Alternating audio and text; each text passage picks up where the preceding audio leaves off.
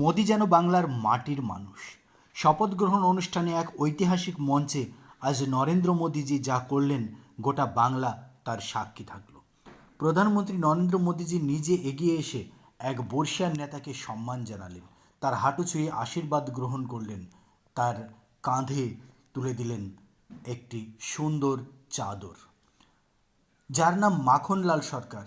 এই সম্মান প্রাপ্তি তার ছিলই। কাশ্মীর আন্দোলনের সময় শ্যামাপ্রসাদ মুখার্জির সঙ্গে একসঙ্গে লড়াই করেছেন এই মাখনলাল সরকার।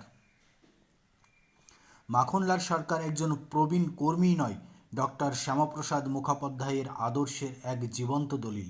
1952 সালে যখন শ্যামাপ্রসাদ মুখার্জি কাশ্মীরে তেরঙ্গা পতাকা উত্তোলনের দাবিতে আন্দোলন শুরু করেছিলেন, তখন মাখনলাল সরকার ছিলেন তার ছায়াসঙ্গী। মাখনলাল সরকারের বাড়ি শিলিগুড়িতে। সেই আন্দোলনের সময় কাশ্মীর সীমান্ত পার হওয়ার অপরাধে শ্যামাপ্রসাদ মুখোপাধ্যায়ের সঙ্গে গ্রেপ্তার হয়েছিলেন এই মাখনলাল সরকার। স্বাধীনতার পরবর্তী সময়ে জাতীয়তাবাদী আন্দোলনে তার এই সক্রিয় অংশগ্রহণ বিজেপি এবং জনসংঘের ইতিহাসে এক স্বর্ণালী অধ্যায় হয়ে আছে।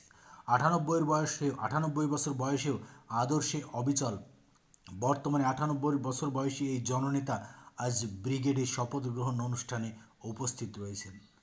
আর তাকে ছুঁয়েই, তার পা ছুঁয়েই প্রণাম করলেন মাটির মানুষ নরেন্দ্র মোদীজি।